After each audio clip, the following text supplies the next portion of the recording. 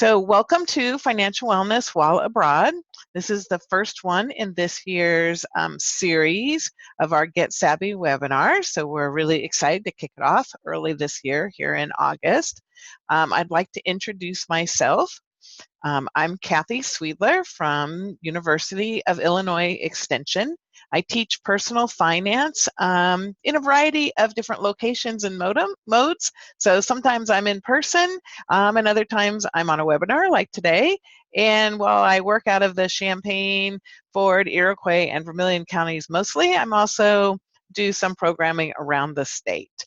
I'm also work with students at the University of Illinois at Urbana-Champaign campus in a peer educator program called Financial Wellness for College Students. And I'll let Kendra, the other co-presenter today, go ahead and introduce herself too.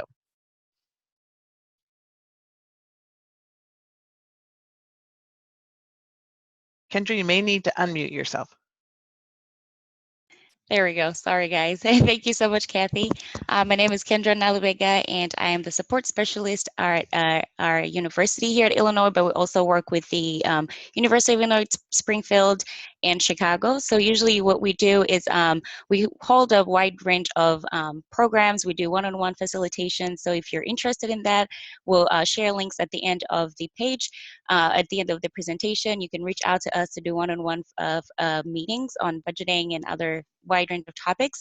We send out bi-weekly newsletters as well, sending out different events are coming up, like such as our webinar series that we're doing now. And we do other things like in-person events, online events like the webinar today, and a wide range of things. So if you're interested to follow us and see what else we're up to, please feel free to follow us on social media, and we'll be sure to share that information towards the end of the presentation. Welcome. Great, thanks Kendra. Glad that we get a chance to co-present together.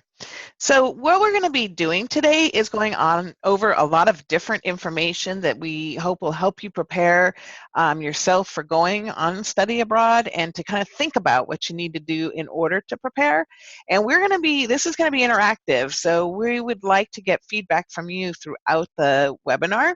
And the way we'll be asking for that is through the chat box. So to get us started and make sure everybody knows where that chat box is, I would like to know what state or county you're logging in from today. And if you haven't found the chat box yet, you want to take your cursor and kind of go over the screen, go towards the bottom.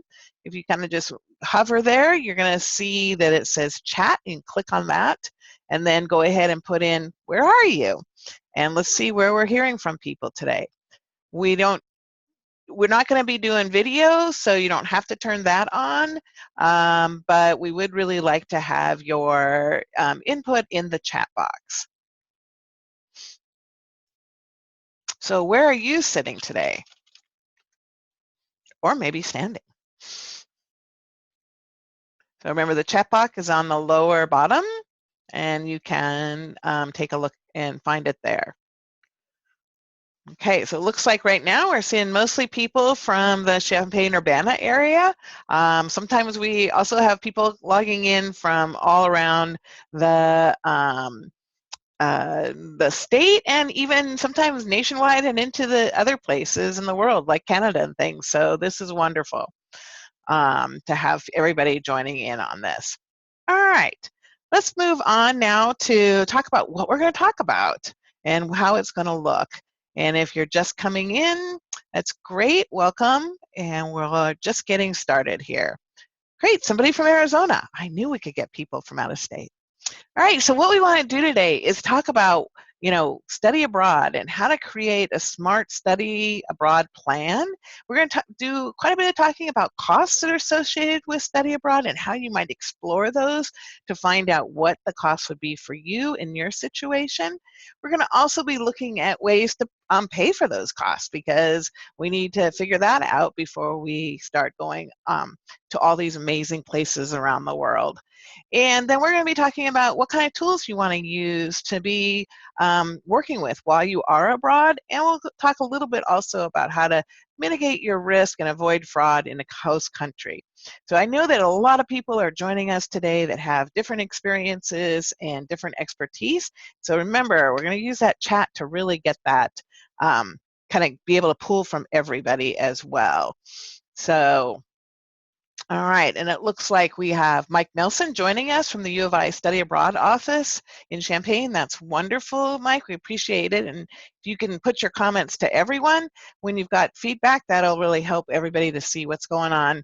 We're going to run this like a three-ring circus here with things, me talking, and also lots of stuff going on in the chat. So I think the first thing that we wanted to really emphasize is that when you're thinking about going to study abroad, you want to start out by thinking about what questions are important to you that you need to get answered. And this, hopefully this webinar will let you start building that list, but everybody's going to have some little bit different set of questions as well. And so this is really, while we can't give everybody the answers to their questions, since the situations will vary so much from country to country and program to program, what we want to do is have you have an opportunity to think about what are the questions you need answered and where can you go to get those questions answered. So that's sort of the overall goal of today's webinar. So I'd like to know a little bit more about some of you. What are your travel abroad questions, and travel abroad goals, and why do you want to do it? I know why I would want to do it, but just kind of like thinking about this, are you doing it for your own personal interests? Is it helping you with your career goals? Is there you've just always wanted to see another country and live in it? You know, what's driving this? Maybe you can add that to the chat box and we can get a sense for what everybody's thinking about. So why are you pursuing a study abroad program?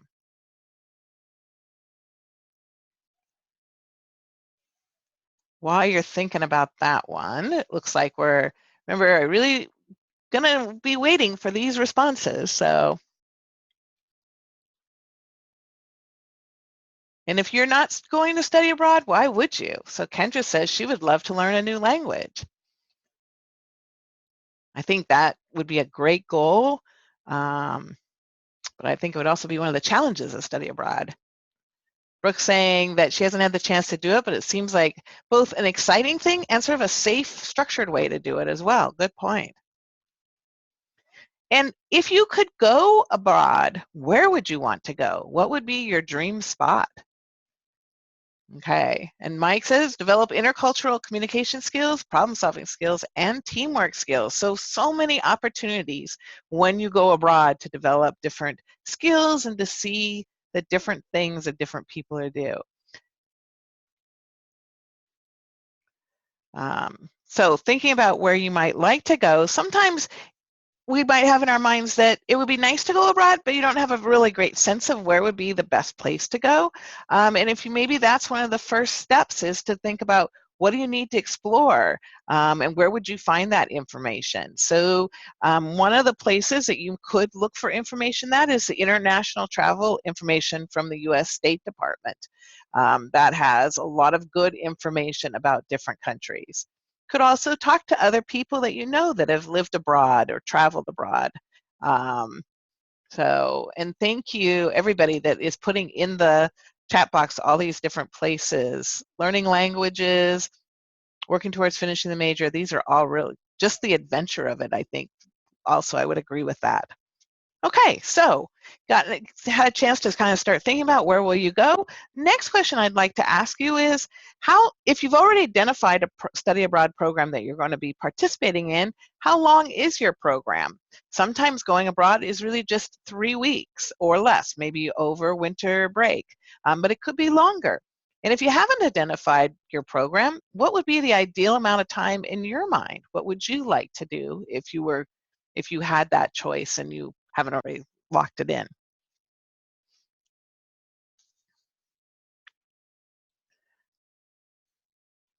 I know in my mind, I used to always think that study abroad had to be a semester, but I don't think that's necessarily true. I think there's other ways that you can have that international experience. So it looks like Kendra's looking for a 3-month-long program in the spring of 2019. Brooke thinks maybe a short study abroad program might be a good fit. Maybe that's a good way to get started too if you haven't had a lot of experience traveling overseas and just want to kind of see what it would be like. Okay, looks like it's about a 50-50 split at UIUC, but at different places it might be a little bit different as well. But just to give you a sense that they all don't look the same, and that's one of those things that when you're out there exploring, you're going to want to be asking questions about, and also asking yourself, what's a good fit for you? Okay, so some starting questions. Now what's our next step? Probably the next step will be to start thinking about setting some SMART goals for yourself. Now, University of Illinois Extension, we're all over SMART goals because we really feel like it's a way to get ourselves moving towards the things that are important to us, and it kind of puts it into concrete steps that we can work towards. So when I write a SMART goal, I'm looking to make it very specific. I also want to make it measurable, so I know that if I've achieved it or not.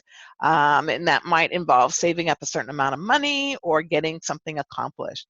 Sometimes my SMART goals are something where I need to have somebody else agree upon it. So it could be that if your parents are going to help fund it, then that would be somebody you'd want to have agree with some of these SMART goals. Or if you live with someone like a partner and you share household finances, then again, it's always helpful when you can have agreement and be working towards similar SMART goals instead of kind of working apart from each other.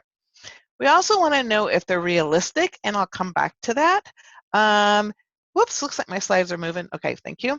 And timely. So timely, that's one of the things I think that really makes our financial goals work, is we put a deadline to them. I do really well with deadlines. That helps me get where I need to be. Once I have a deadline, I can look back at my goal and think to myself, is this really realistic, or do I need to modify it in some way so that it can work for me? We want to set up goals that are doable, not as well as dreaming big. So we kind of have to find that in-between place. So for example, for a study abroad goal, you might have a goal for yourself that I will return from studying abroad without any additional debt. So be able to do it in a way where you're not taking on a lot more debt. And that, once you have that goal in mind, for example, you might find, oh, then I need to write some other more short-term specific steps, or we could say SMART goals. For example, I need to estimate and research what my total costs are going to be. And I want to get that done 6 months before leaving. And I also want to talk to my other people that are important financially for me, might be your parents or a partner, about sources of income and how's this going to get funded. And then I want to have time still to kind of write a plan to raise money after I've figured out 1 and 2 to make if there's any gaps there that need to be filled. So writing a SMART goal in advance can help you get organized. It can give you a way to check whether you're working towards that goal in a timely manner or if you need to move things up. And it can also just, kind of get you a plan that you can work through. It doesn't always have to be money. It could be something very simple like, I'm going to go to my campus's study abroad office and visit with an advisor and gather some information there. And you might set that for something you want to do within, the first couple weeks of the semester. So those are the kinds of SMART goals you might want to start thinking about to see whether you can get your goals of going to study abroad moving forward quickly. So then that kind of brings us to the next question you might want to ask yourself is, when do you plan to leave? So I heard from Kendra that she was thinking about leaving in the spring of 2019. So that kind of gives her not so much time to be planning, but probably enough time. If she's already got some of her plans already going, but if it's going to be longer, then that gives you a little more leeway. So you want to kind of think about, when do you plan to leave, and one that'll determine what your goals are. But also, it can also help you think about how you're going to save up money for this. When we're saving money for different important goals in our life, it helps us to think about whether they are short-term or longer-term goals. And so, for example, as you can see on this slide, immediate goals would be for things like, you have to pay rent next month. Short term might be things within the next 5 years. So I think probably most of your study abroad plans would fit into there. Midterm, we're starting to get into things like buying a car or other things. And then long term is typically more like saving up for a house or retirement, those types of things. When you know the timing of your savings goals, it helps you determine where you want to put your money to work towards that goal. If it's something that you're going to need to do immediately within a few weeks, then money might need to be either in a savings account or a checking account, or maybe a money market account, which allows you to get a slightly better interest rate on your money. When we start looking at within the next 3 to 5 years, well, you might be able to increase the return on your savings, and by using a certificate of deposit, which has, again, a little bit more of an interest rate, a higher interest rate than a savings account. You probably wouldn't want to put study abroad dollars into things like mutual funds or investments, because we always have to consider volatility in the marketplace. And while we know that over the long term, those things tend to even out, if you need the money in a relatively short time, like within 5 years, then you might not have your money accessible. So you want to think about that as you start putting aside money for your study abroad goals, is how can you get the best return, but yet keeping the money relatively liquid so that you have access to it. Okay. And we've been cutting some, or there's some articles and links that Andrea has been putting in the chat box for us so that you can read more about a lot of these topics. We're trying to do this in a timely manner with today's webinar. We have a lot to get through. So we just want to keep sharing more links with you. And those links will be sent to you by email as well. So you will have all that information to refer back to later. All right, so the next thing we want to start thinking about is costs. How much is this going to cost you, and what would be the expenses that you would anticipate? So I'd like you to we're going to take a moment here to brainstorm. What are the expenses that you anticipate for your trip abroad? What do you think might be the bigger expenses as well as the surprising expenses? And if you can put that in the chat box, that would be great. Some things might be the same here or study abroad, but we might need to think about things a little differently too if we're going away. So food and lodging, we have to have food and lodging everywhere, but they could be different expenses and different amounts depending on where we're going. The flight, the transportation to where you're going. I always think that's sort of that catch-22 thing. You're looking at the cost, it's easy to forget the flight. And then also travel within the destination country. So you get there, but maybe you're not really where you're going. That just may be the main airport in that country. And going on that theme, I would say also while you're over there, do you plan to do some traveling to see some other places nearby? You might want to plan for that too. So all kinds of things that we might need to think about. On our next slide, we've kind of giving you an example of a way that you could be thinking about these different expense categories and starting to kind of categorize them to help you think about it. So travel, we just covered. Living costs, the kind of typical housing and food. There may be, you also need to find out what the tuition and fees, the education costs will be, what extra supplies you might need if you're going over somewhere to Paris to do, a study abroad about art. I would imagine there'd be some supply costs that would be associated with that. The other thing we want to think about too is healthcare. That can be one of those kind of big surprise things that we might not think about. Always want to make sure that any health insurance that you're covered with here is also going to cover you if you're outside of the US. It doesn't always do that. And so you may have to get some kind of supplemental healthcare or see if the study abroad program provides it. So keep thinking about all these different things. So Mike mentions that U of I, we enroll all students in international insurance. So there's a great resource right there. And depending on what your home school is, you may need to find out about that too. So again, these, as we said, we're not going to be able to provide you with all the information you need or all the different expense categories, but it's never too soon to start thinking about what might they look like and how would they be different from what you're already paying. Let me show you another example of how you might kind of categorize these things to kind of think about it. Sometimes it's easier to think of things as sort of like the program costs, maybe the one-time costs like the travel to and from, and then your living costs. So while you're there, what will you need on a reoccurring, maybe monthly basis? Notice that we have savings listed under a monthly cost. And that's because we really feel strongly that savings is important no matter where you're living, and that there's always those unexpected costs that will come up, whether there are things that are emergencies that need to be taken care of, or there may be opportunities that you hadn't anticipated, but the things that you want to do. So you want to make sure you have enough money to cover your savings and some flexibility as well, so that you can take advantage of opportunities that you find out about once you get there. So I would personally suggest that you plan a little bit more than you think you absolutely have to have, so that you have that flexibility. Okay, so we've been focusing on expenses, but let's also talk about diversifying your income.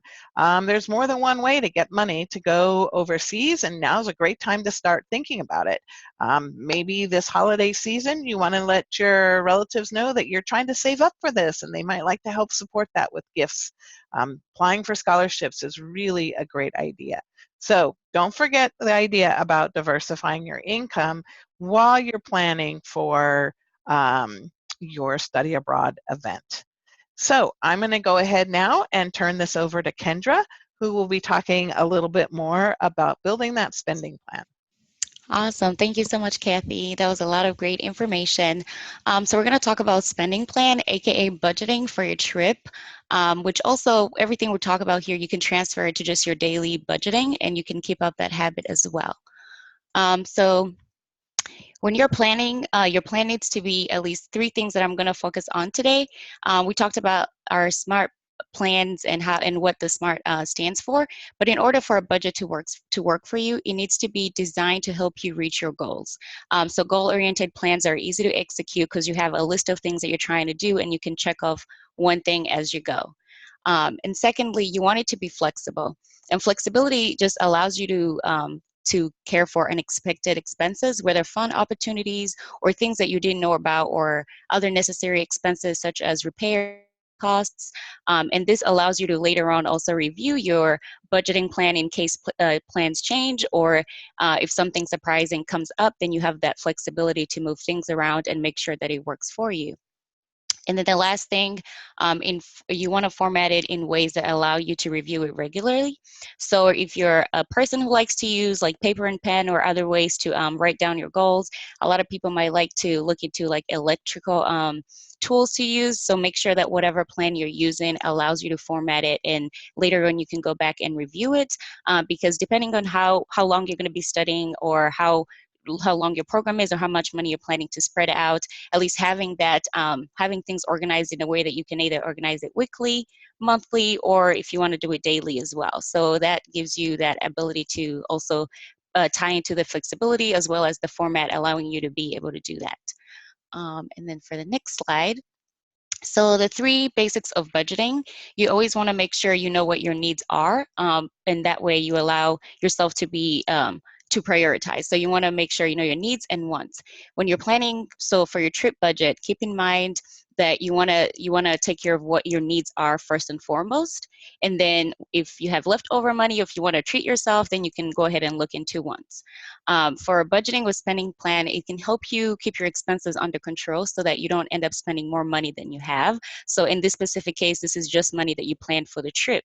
And if you've taken off work, or if you've taken off school, you're not expecting any other income, and the only money that you've planned for is for that travel, you want to make sure that you're not spending more than you plan to spend. And then lastly, if you want to keep, and a part of your budgeting is keeping track, kind of like what I talked about last slide, you want to make sure that while you're abroad, you want to compare your spending plan, and as you go along. A budget is not something that you create while you're just in the US and then you forget it while you're abroad. So you want to keep up with that and make sure you adjust it accordingly, because it is critical to keep track of all your spending. And then next, so when you decide on the specific things that you want to write down, like you talked about the length of stay and expenses and tools. Please make sure that if something is not working for you, do not be afraid to move forward and look for something that's going to help you instead of something that if it's not working out, you don't want to keep pushing it and say, oh, maybe if I do it this way, it's going to work. Just make sure that you give yourself that flexibility. I want to look at, okay, so, and then when you're developing a spending plan, we talked about monthly, weekly, or daily. So you want to consider your expenses as well. So if you have fixed expenses, that might be program costs, rent, if you need textbooks for your program. And then you want to also think about variable expenses such as food, utilities, and then just other opportunities that might come around. So let's say you're free on a Saturday and your program allows you to maybe take a tour in the city. You want to make sure, do I have enough money for transportation? Do I want to buy some souvenirs? Those are just like variable things that you might consider after you take care of your fixed expenses. And then available tools. So we will talk a little bit more about this later on, but you want to think of like the digital things such as Excel.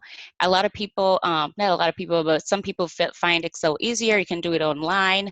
Some other programs or applications that you can download on your phone and play around with them and make sure they work for you.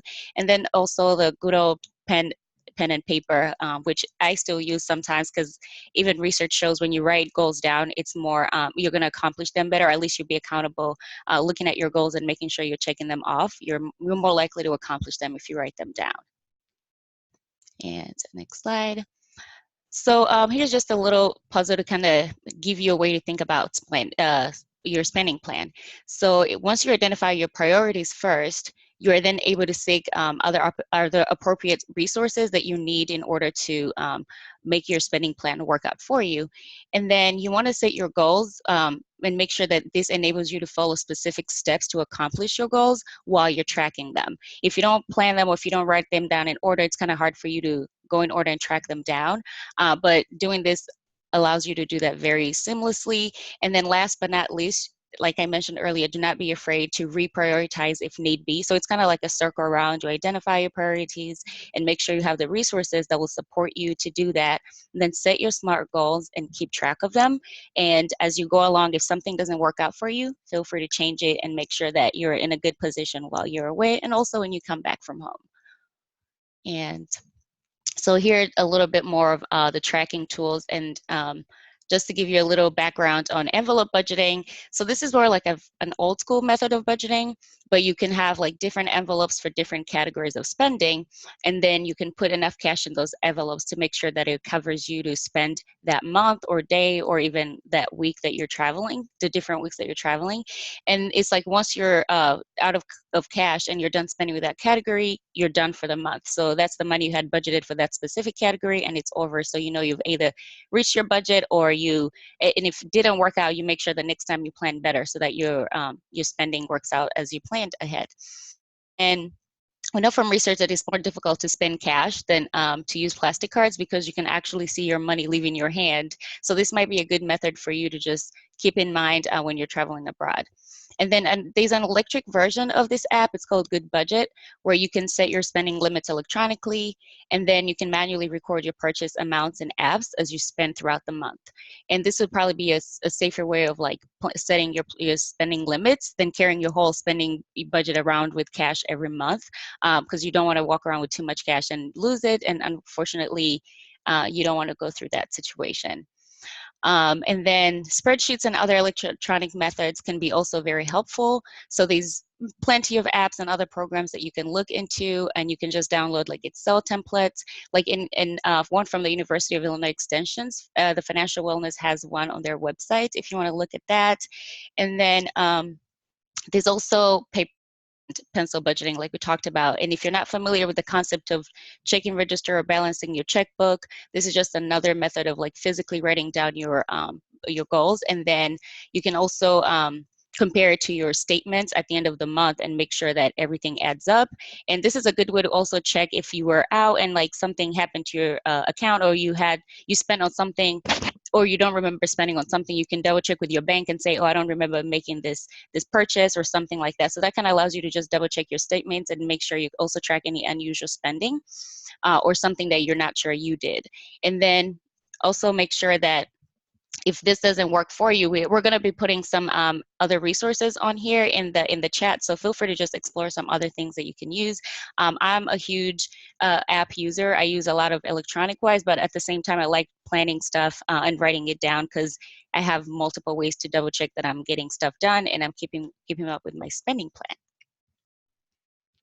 And then I think that's all. Let me double check. Oh yeah, so we talked about reprioritizing already. Let me double check what the next slide is. And I am going to turn it over to Kathy in the next slide, and she's going to talk about the different tools that you can use. All right, thank you, Kendra. That was very helpful, I think, to kind of see that process of setting up a spending plan. So what I wanted to switch gears a little bit here and talk about some other kinds of financial tools that are available for you to use to manage your finances, both here and in other countries. But before we really kind of jump into what is the tools that you want to use, I'd like to know what tools you are comfortable using right now. So what I'm talking about is, if you can put in the chat, which of the following financial tools do you use now? Do you write checks on a regular basis? Do you use cash? Are you comfortable using a credit card? Do you have a debit card?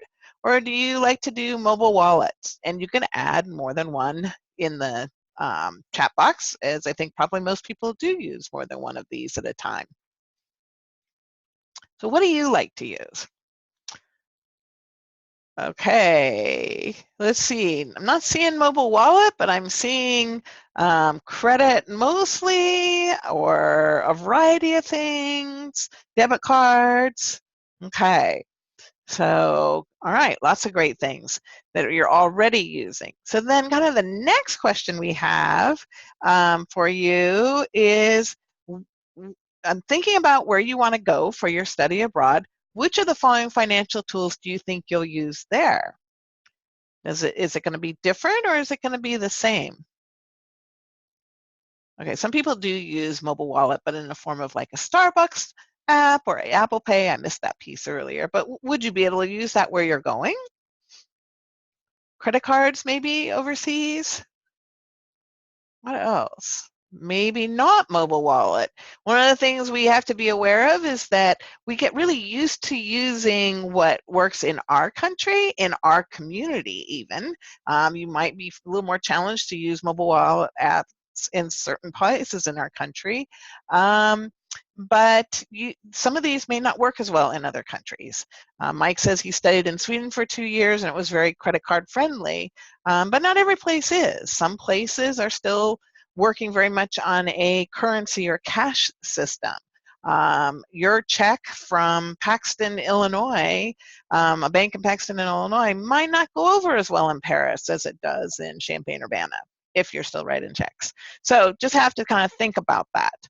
So moving on with this idea of like, how are we going to be really actually paying for things?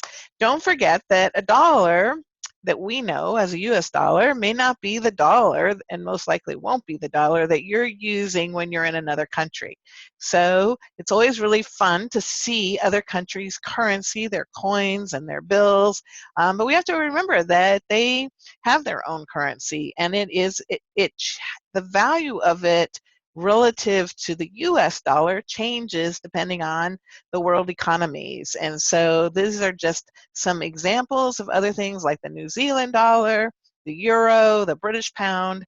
Don't pay any attention to those particular conversion rates. Those are just the way they are right now. But I mean, those are for example only.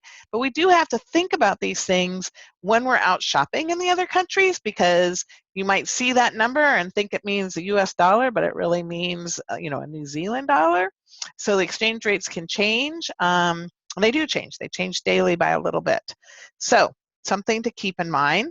when you're out and about, is thinking about that. Also, you want to remember that you will have to be paying likely currency exchange fees. So to take your US dollars and to convert them into euros or to convert them into ones or something else, the financial institutions that are doing that will charge you for that. And there will be a fee, and those fees could vary from place to place or where you go to get it. So you're going to want to do a little bit of research to find out for the place you're going what's the best way to do that exchange. Even if you use your credit card, the credit card company will charge you that fee, except for those credit card companies that don't. So you very well worth it to do some shopping around and figuring out about this before you go overseas. Okay. We just wanted to pop in a little warning.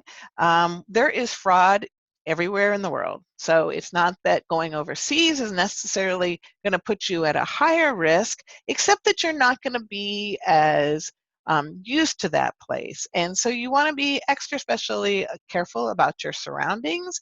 You might want to talk to others that have traveled in that country to find out if there's any typical scams that happen maybe around the airports where people land. And you, like anywhere else, you want to be careful about sharing personal information, things like passwords and debit card pins. We always talk about that with everybody, but it's also true in other countries. Remember, if it sounds too good to be true, it probably is. So just keep that in mind as you're doing business in other countries and here. All right, back to talking about those financial tools. We just wanted to go over sort of the different types and some things to think about related to each one. And again, I think this little scale that we have created here will help us see that like cash tends to be very convenient in a lot of places. It's not so high on the security list. If you lose it, it's gone. There may be some costs in terms of exchange rates fees to change it, and that traceability, again, once that $20 bill or 20 euro has dropped on the ground, it's pretty hard to trace it. So you want to keep an eye on your cash and think about how much you want to carry with you, because you do stand to lose it if something happens. I'm known for leaving my purse in all kinds of coffee shops around the world, so I can speak to the fact that it's not a good idea for me to have a lot of cash in my wallet. Okay, so the next one is a debit card. Debit cards turn out to be sometimes one of the most convenient things because you can access cash via ATMs in many places around the world, and that cash comes back in the right currency for where you are.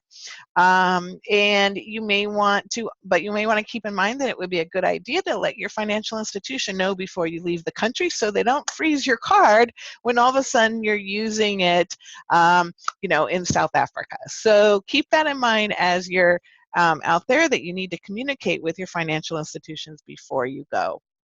One of the other things that I want to say about debit cards is that they don't have the same protections in the US as credit cards. So you need to really pay attention that you're the only one using it, and if you lose it, you need to report it right away to your financial institution. If you report any losses or fraud on it within 60 days, you're only liable for $50. But if you don't, and it takes you longer to report it, you could lose all the money in your account and you would be the one that would have to have that loss. That's different than a credit card, where the US credit cards, you are only liable for the first $50 if there is fraud that happens with your card. So really watch those debit cards and keep track of them. Okay, next one we had was credit cards. Credit cards tend to be very convenient, especially for doing things like buying tickets online, having it available for unexpected expenses that might come up. They're really probably one of those things that you want to think about if you don't have a credit card, whether you want to get one before you go overseas. If you haven't been able to get one in other ways, you might want to look at a possibility of getting a secured credit card where you put collateral up and then the financial institution gives you a credit card with that limit. So you can learn more about that too, but this is just something to really think about before you travel. It probably will make your life much easier if you have a credit card. All right, the next one, which you may not know as much about, is a prepaid debit card. So a little quiz for you. Which of the following is true about a prepaid debit card, which is kind of like a gift card where you load up the money? Is it free to use? Is your spending limited? Is it linked to your bank account? Is it safer than cash? Or none of the above guaranteed? What do you think? We'll be watching the chat box to see what your answer is.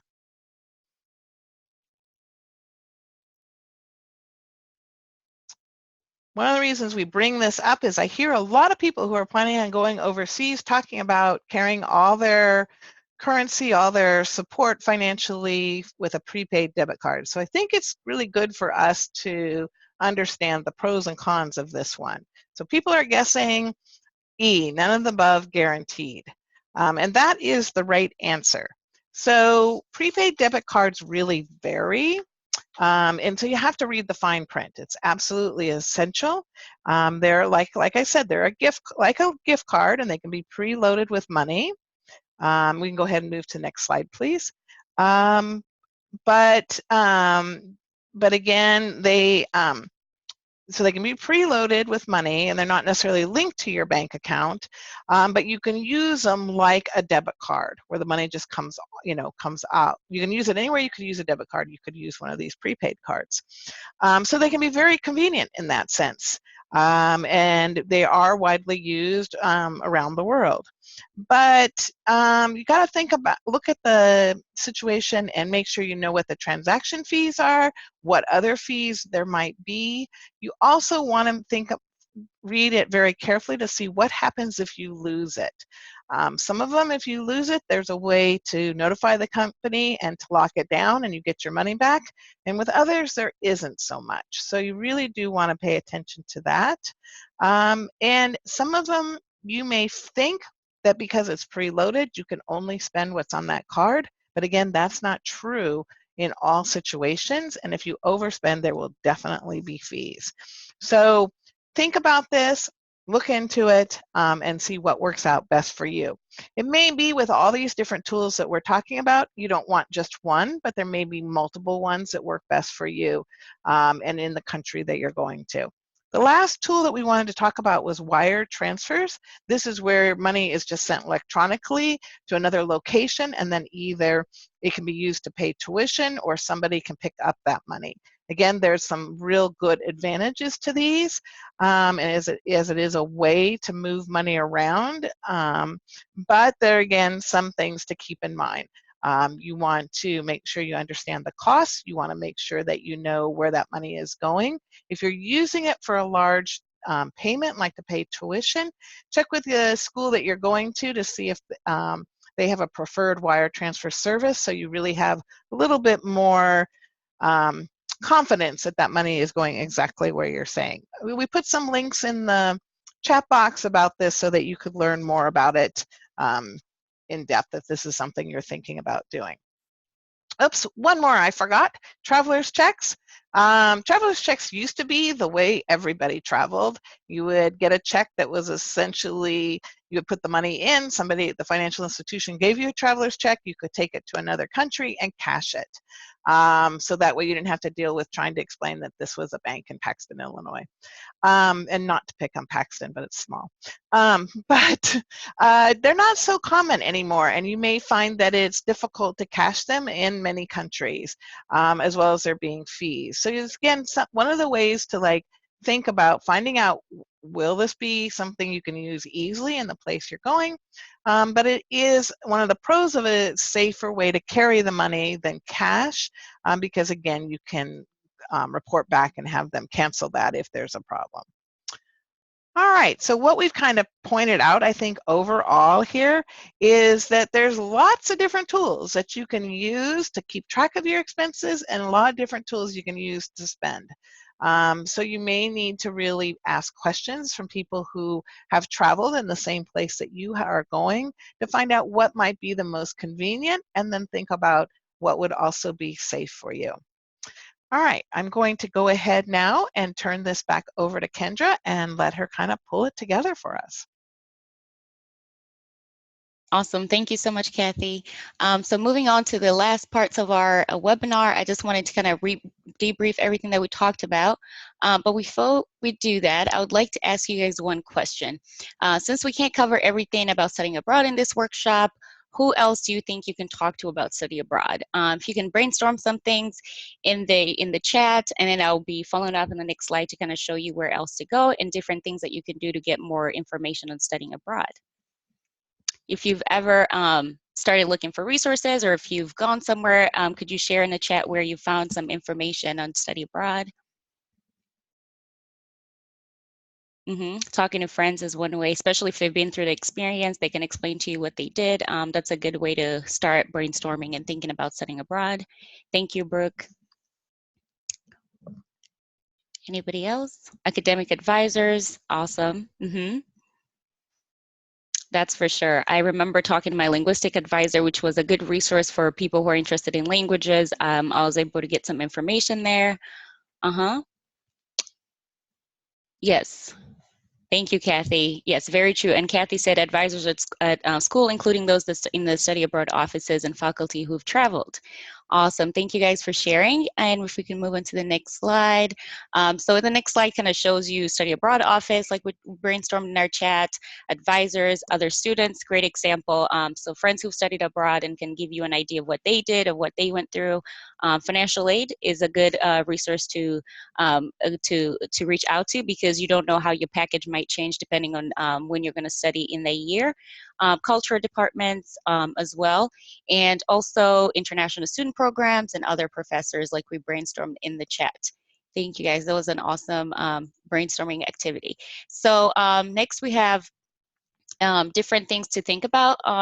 What scholarships should I apply for? As we've talked about in general, financial concerns, budgeting, and financial tools, you may want to use while studying abroad, but we really want you to effectively plan through your program and the country that you plan to go to. And then here are just some questions to think about as you study. So financial management, what should I apply for? How do you deal with currency exchange? Can you give some examples of like common scams? So we did talk about fraud. Do you guys have any examples in the chat? If Andrea or Kathy has any example you guys can share of like common scams you've heard. I know you guys have been doing this for a long time and you might have a lot of knowledge on that. If you could share anything later on that the students can use to learn more about that. And then there are just some common banking practices where you need to be aware of, like we talked about, making sure you inform your bank before you travel, and also deciding, am I going to use cash, checks, or what else am I going to use when I travel? And then for general living expenses, you want to ask yourself, how much should I expect to spend on meals, daily expenses? So we talked about, for example, transportation if you want to explore the city, or any souvenirs you want to buy. How do you go about that? And then how much on average does it cost a night out? So if you want to have fun, how much are you willing to spend on that? And then what are some special events or purchases you account in your budget? We already a little bit covered that, but just kind of give you an idea of what else to think about. And then traveling, we covered that as well. Are there any deals you can find? How do I pack efficiently? And what should I bring when I'm traveling? So as a lot of people say, light traveling is the best, but you know best what you need, and making sure that you're not taking more than you need also, because also leaving some of the airport's expenses, like paying for baggage as well. Think about that. And then communication. Can I get a cell phone while I'm abroad? That's a good question. And then are you gonna use Skype, Google? Are there any other options you can use? FaceTime, and then what other international cell phone plans can you look into? So these are just really good questions that we wanted to put in there that you don't want to miss, and then end up in a situation where you need something that you accidentally missed. And then our next slide just kind of goes back to summarizing to how to create your financial plan. So investigate your costs, identify the financial tools and resources that you're going to be using, and then ask around to get specifics. Do not be afraid to ask questions, because it's better to ask. The worst answer they can say is no, or I don't know, and then you can move on to find something else. But please, if you have any questions, make sure you ask so you're not left looking for information. And then understanding your resources and funding options. And the best way to think about that is just planning way ahead of time and making sure that if there's a scholarship that you need to apply for way before you travel, you have enough time to go through through, do you need references? Do you need to gather something to show? Or if you're going to study abroad, some programs might say, what have you been doing? Do you have a portfolio or any information of what you've been studying? So just to give you some information how to gather supporting documents if you're going to be applying for other funding. And then just to define creating a flexible SMART plan. So make sure you do plan ahead before you study abroad, estimated as cost and study and travel costs as well. Understand resources, funding costs, identify tools, and recognize how to mitigate risks and also avoid fraud in the country that you're going to be studying abroad. And that's all from us. This event is a spending badge eligible event, financial literacy badges program at the University of Illinois Student Money Management Center. So the University of Illinois students are eligible to earn badges through this program, which uses Open Badges platform on Mozilla and award digital badges that can be displayed on multiple social media sites. Like LinkedIn, you can add if you earned any of these badges. And then they can also be used to enhance your portfolio by providing very verifiable recognition for the activities you've completed. And then for participating in 3 spending badge eligible events, you can earn a badge to enhance your online professional portfolio. And then we have a link in the chat of how you can go ahead and learn how to earn these badges from us. And then the next slide just shows you how you can stay connected with us. You can find us on Facebook, we're on Twitter, Instagram, and YouTube, where we have all our recorded webinars from our history. So you can go ahead and look at old webinars we've updated recently, and feel free to ask any questions in the future. We also have quizzes that can help you through the financial literacy program that can help you check your knowledge as well. And last but not least, we have links where you can follow us with also the University of Illinois Extension Financial Wellness. And if you have any questions, we'll be here for a little bit if you want to ask them in the chat. Thank you so much for joining us, and we appreciate you making time to attend our webinar today. Thank you, everybody, for coming on. Thank you, Kendra, for being a fantastic co-presenter. Thank you, Mike, for all your good specific information from the Study Abroad office. And like Kendra said, if anybody has any questions, this is an open time to put them in the chat. Mm-hmm. Hopefully after our webinar, you have lots of questions. Whether we can answer them or not is another question. But yes, and thank you, Mike, for sharing your resources in the chat. We appreciate that. And how to contact you.